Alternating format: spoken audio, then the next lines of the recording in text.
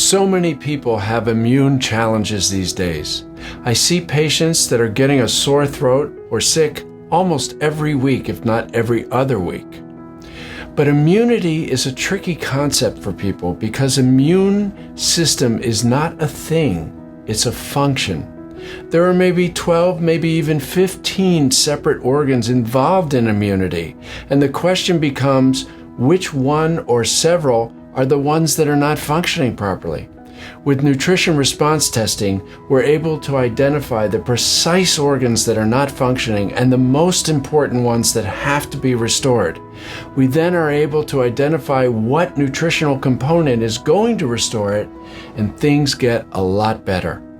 If you'd like to know more information about nutrition response testing and what it might do for you, visit my website at michaelformandom.com.